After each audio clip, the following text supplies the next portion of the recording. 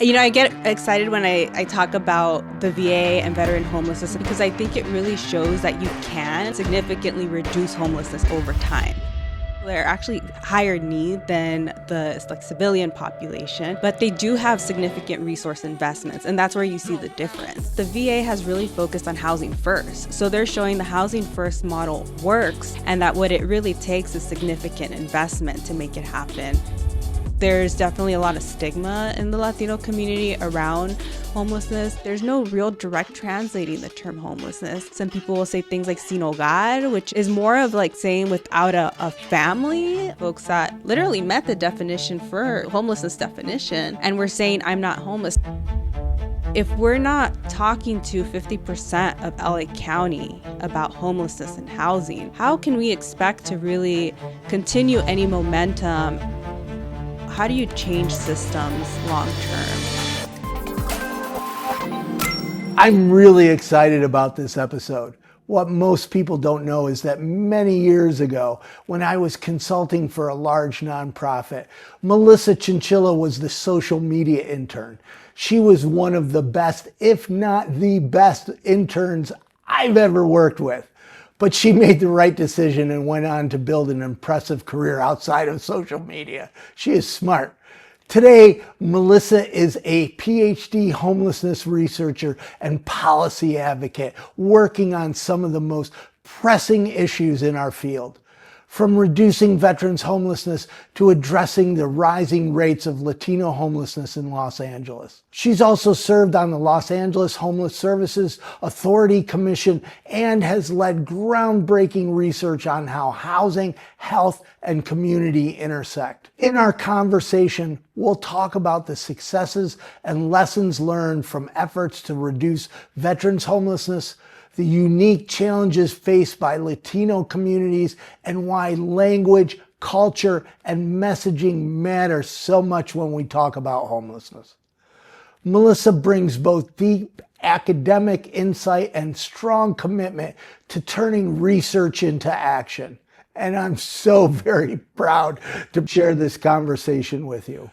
I am so excited. Me too. Thank you. Thank you for joining us. Oh my gosh, because we got a little bit of history. We do, Mark. Many years ago, United Way was my client, and you were the social media intern? That's correct. Or you were an intern in days, yeah. Yeah, I started off as an intern. And now you're a homelessness researcher and policy advocate. Yeah, 15 years or so later. Oh my gosh, and you made the right decision. Did I? I asked myself well, all the time if I did. If you look at what Eventbrite and Netflix are paying for social media managers, you might question that. I saw on your resume. So this is some of the research you've done. I mean, it's 10 pages. Yeah, you're brilliant. You know, thank you, Mark. Addressing barriers to homeless services for Latinx, examining unsheltered Latinx homelessness, the stemming rise of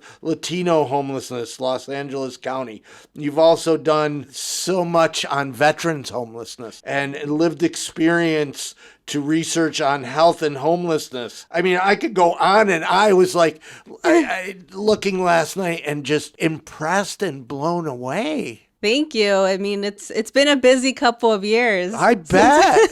So why homelessness? So I worked as a tenant organizer for an organization here that's LA based, and we would go door knocking, letting people know about their tenant rights and that they had an upcoming inspection called the Systematic Code Enforcement Program, and then what they can relay back to the inspectors. And so to me, that was really eye-opening and really my introduction to like low-income housing here in LA, which was by default, right? Because it was under rent control. And it also made me realize how many people were living on the edge of experiencing homelessness, that were one paycheck away, were having trouble meeting their rent and had been flagged for eviction. And so that was sort of my introduction introduction. After that, I went back to school and I did a master's in urban planning, and I came back to Los Angeles. And during that time, there was a lot of national and local movement around ending veteran and chronic homelessness. And through various conversations with different folks trying to get a lay of the land in terms of what was happening in LA, I got connected to United Way of Greater Los Angeles, which is where we met. Right. And at that time, they were working on Home for Good, which was really the local initiative to align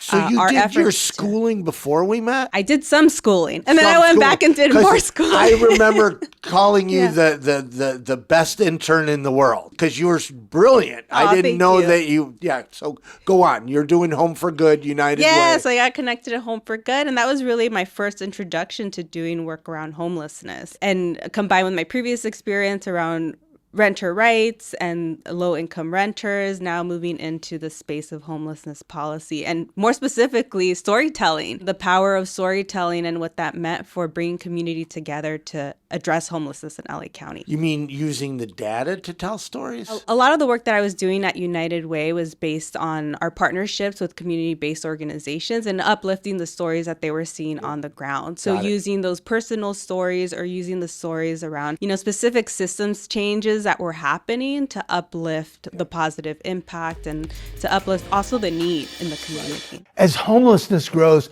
people are getting frustrated and they're pushing for laws that criminalize homelessness, which will only make the problem worse.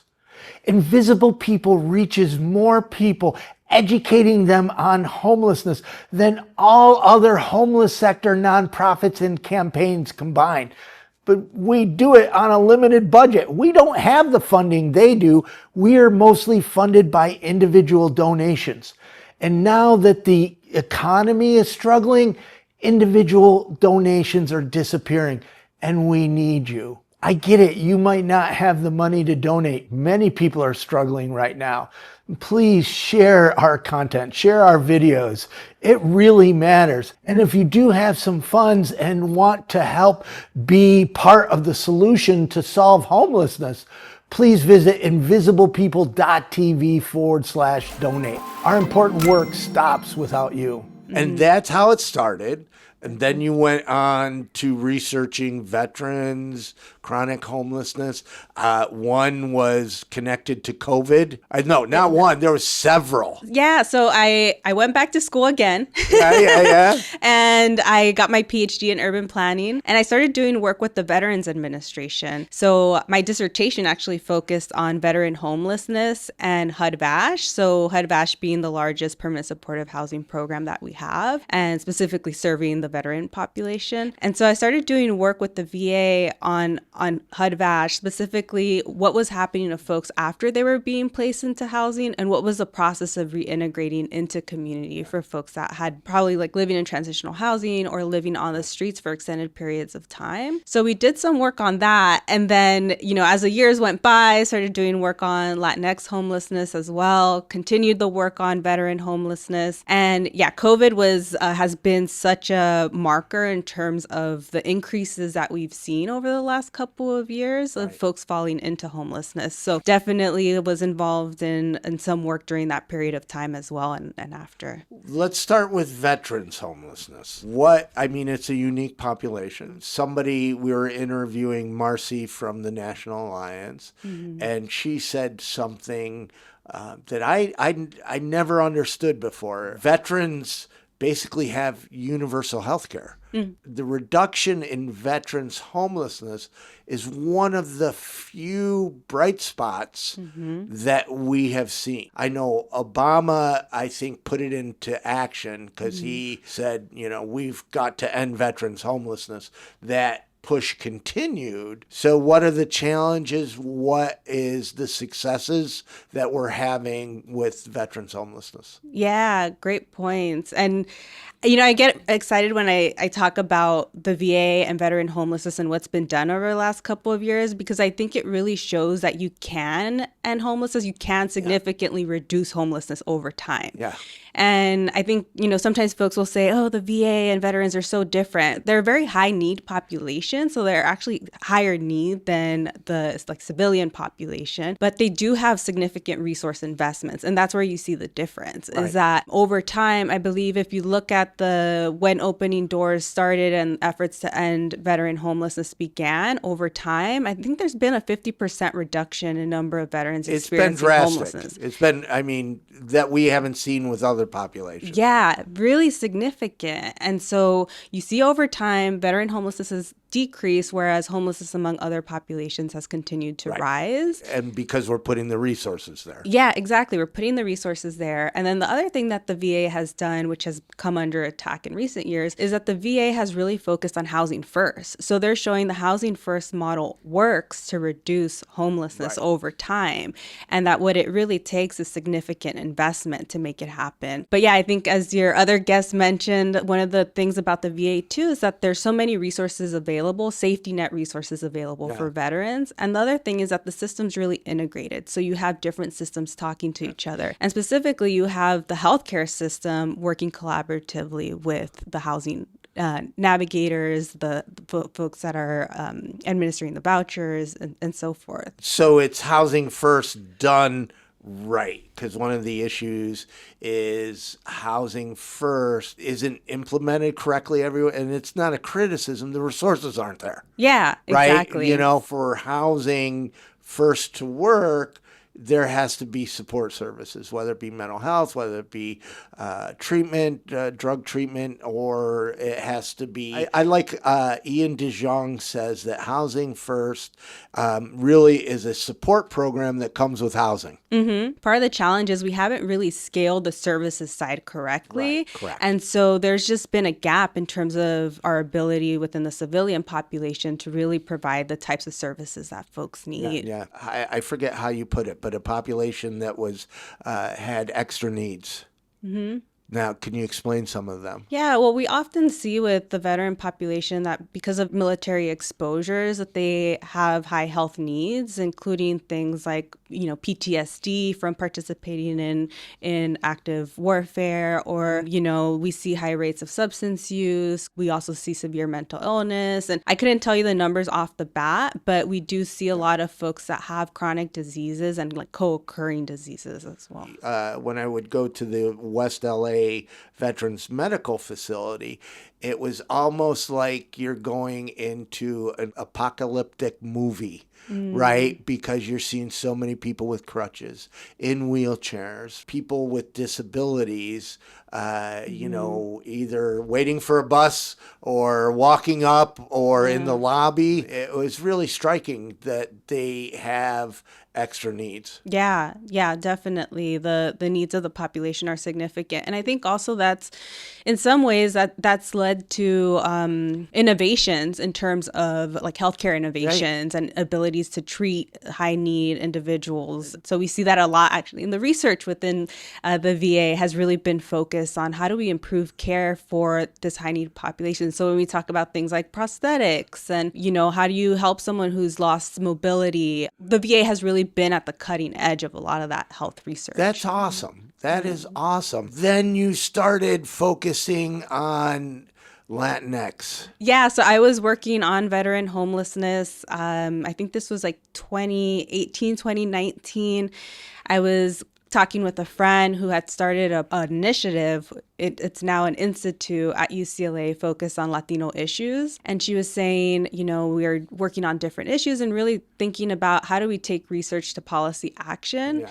And she's like, I know you're working on housing. There aren't a lot of folks working on issues related to Latino housing. And so I was talking to her, and one of the things that I mentioned was that in 2016, 2017, there had been several news articles that came out. I don't know if you remember, Mark, but it was 50-something% rise in Latino homelessness. I do. Biggest jump. I do. Right. It was connected to the homeless counts. Yeah, exactly. Connected to the homeless count. So I just remember those articles always stuck with me. And I was just, as a reader, I had read them and thought, oh, wow, this is what's happening. And it just kind of was something in the back of my mind. And so when I was connecting with this friend, I told her, there was this increase back a couple years ago. And I have no idea what's happening with that because after those first articles came out in some local newspapers, I didn't see anything else mentioned. And even within the spaces that I've been working with, which have been really, Right. homelessness, like I have not seen this be a point of conversation. And so we decided to work together on a report, which became Stemming the Rise of Latino Homelessness, Lessons from Los Angeles County.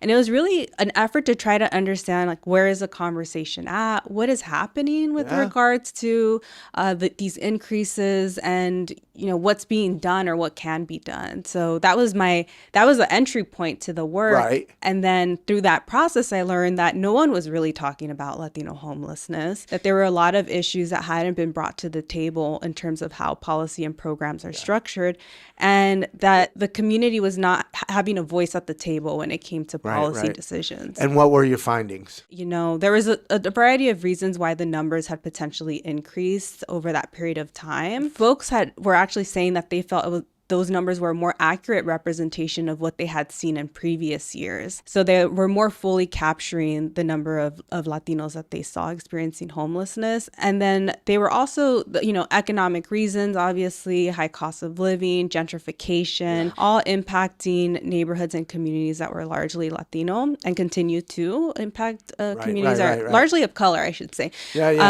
Learning that there were various issues, that economic issues, social issues that were leading folks to fall into homelessness, and also realizing that there were challenges with regards to service connection. So that's where I was just going to go. What are the services? One of the things that was coming up was that a lot of the Latinos were experiencing homelessness for the first time. So when folks experience homelessness for the first time, they don't know where to go for services is one. Another dynamic was that, like, talking to folks, a lot of the Latino community was experiencing homelessness as part of family units. And the way that our homeless service system is structured, it's not always structured in a way that assists an entire family unit, especially if that family unit, for example, includes intergenerational household where you have grandparents, the parents, and children potentially. Yeah. So that was another factor. We also heard, issues around language access, like, folks that were monolingual Spanish speakers, not having proper translation services, not having access to documents in their language.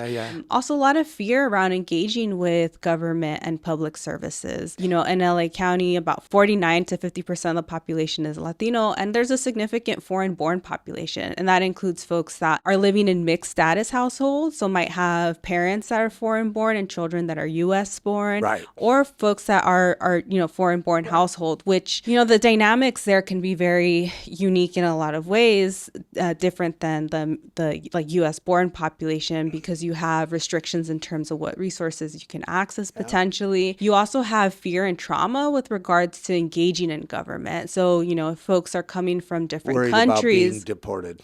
Yeah, well, worried about being deported, but also in home countries, oftentimes folks are fleeing things. Like in the 80s, they were fleeing civil war, which meant if you spoke up or engaged with government, you might be at risk of something bad happening. So there's just a lot of complexities around the experience of Latino community and Latino migration that folks were not taking into consideration when they were working with this population to potentially link them to services. I was a family case manager. It was at the winter shelter, and my job is, if a family shows up, because it's a congregate shelter, basically cots in a National Guard armory, we would take them to a hotel. There was a couple from Guatemala who had newborn twins. One of my regrets living in Los Angeles for 30 years is I didn't speak the language, and they don't speak English. Luckily, there was a National Guard officer that was able to translate while we were at the shelter. But you could tell the mom was extremely cautious to the point of fear. The sad part of this story was there was no support for them. They were a family, they got kids, newborn kids, and they were immigrants. And it was heartbreaking that there was no support. I ended up placing them in a church that I hope help them, but sometimes the faith-based solutions have their own agenda, which isn't really getting a person's life back. Yeah. But I will never forget that. Wow. Thanks for sharing that story. You know, my family's actually from Guatemala. Wow. Yeah. I'm sorry, I'm bouncing around here a little bit. So in veterans homelessness, yes, I assume that the Vietnam War had probably the most people that needed the most support. Was there any particular war as we go past Vietnam? You start seeing more females. So is there a different challenge getting support for female veterans? Yeah, those are really good questions. So I can't tell you the distinct patterns for absolutely every war, but one of the things that we have seen is that within the Vietnam population, it took them longer to fall into homelessness. So when they returned back from war, there was a longer period of time compared to newer veterans. Right. Because they had perhaps more social supports, like it was different economic time. And so as we get to more recent times with like Afghanistan, Iraq, for instance, we see that folks are falling into homelessness a lot quicker after they return from service. Right. The needs are becoming more prominent more quickly within the more recent populations. And then, as you said, the demographics are changing in a lot of ways. So more diversity, more female veterans serving in the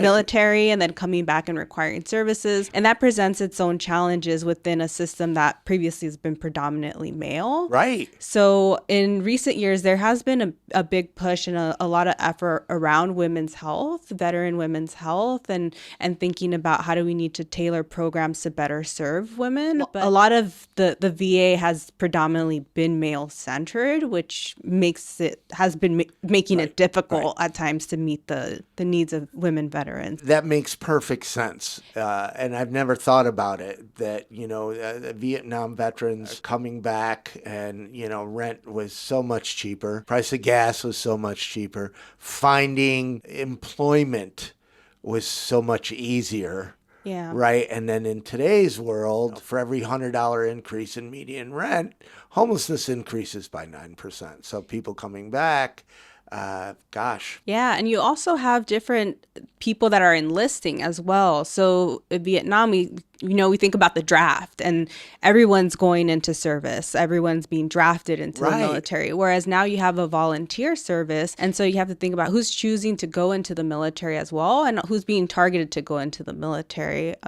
Oftentimes maybe like low income populations are being targeted because it's a way to get a college education or it's maybe a pathway into a career. And so you have potentially a different population with different needs that are now enrolling into the military. And we're not necessarily providing the resources that folks require. I would assume, too, the family was a little different, right? Yeah. The family after World War II, because, families change, the world's changed. Yeah, there's definitely been a lot of research on the decline of community in the U.S. That's a good way to say it. The decline of community and those social supports that folks used to have. And that's just a problem overall. How do we get back to that? How do we fix it? Yeah, that's a good question too. There's a lot that's been written in this space. So, there's questions as to, do we now have communities online? Have communities sort of become mobile and not space bound? If we're thinking about building community in a local community, what does that potentially look like? Yeah. It could be a combination of some of the social media. We facilitate an online support group for homeless and formerly homeless people. And there's a lot of benefits to it. But because it's online, there's also some severe limitations. Yeah. In person is better. Same reason why we're not doing this over Zoom, right? But I do believe online communities can play a role in tangible social interaction. Yeah. No, I agree. And this is part of the work that I've done in like, the academic space has also been focused on things like social cohesion and belonging and community building. And so there's like a whole field that is talking about and looking at community and how do you create community and how has community changed and evolved over time. So yeah, I think there's definitely a lot there. Yeah. Well, you must like studying and research. Can you tell? I mean, it's very impressive. Yeah, I do like research. It's really satisfying to be able to take a deep dive into an area and to really try to understand and figure out what the problem is and also what the potential solutions are. And I think more and more I've been really trying to move towards that intersection of research and action. So, sometimes you have the more traditional spaces in academia where you're not so involved in the policy and the advocacy. And to me, it really needs to be an intersection of both. I've been moving more in that direction. Well, you just took my next question because I was going to ask, what's next? Yeah, I would like to know. Yeah, I'm like, if you know, let me. Right. Yeah. So what's next for me? I mean, the work that I've done on Latinx homelessness has been very rewarding in a lot of ways. Yeah. I don't know if you know this, Mark, but I was able to serve on the Los Angeles Homeless Services Authority Commission for about 3 years. And there we started talking about, what does the organization... I've been following you a little bit.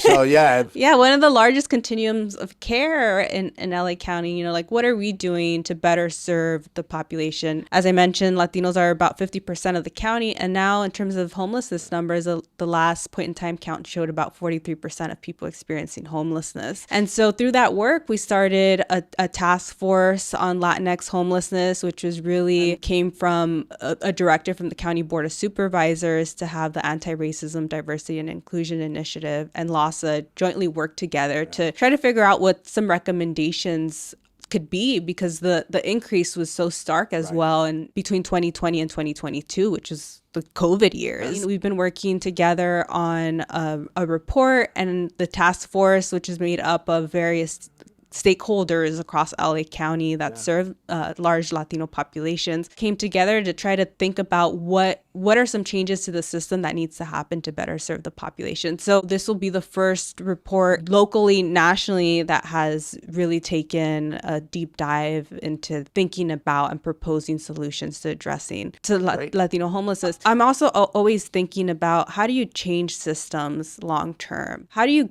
get public support for progressive policies? And you really need to bring people into the conversation. And I think this goes back to when you and I first worked together, is like people have to see themselves as being part of the conversation. They have to feel some sort of connection to the work. And so if we're not talking to 50% of LA County about homelessness and housing, how can we expect to really continue any momentum? And when things get rough, like being able to pass that rough patch, if you're not going to get public support from 50% of the population because they don't see themselves as part of the issue. Even recently when there was efforts around passing Measure A, which thankfully it passed and it's going to bring a lot of money into the county, there were efforts to try to better understand what messaging was going to resonate with the Latino community. Wow. And so initially they realized that there were some challenges there where the Latino community wasn't really seeing themselves as part of the issue of homelessness. In LA County. So is that cultural or just I think there potentially a variety of things. I think there's definitely a lot of stigma in the Latino community around homelessness. There's also even like thinking about the translation of the term homelessness, like there's no real direct translate. Like I try to ask folks, how are you translating the term homelessness? Some people will say things like sin hogar, which is more of like saying without a family, like right.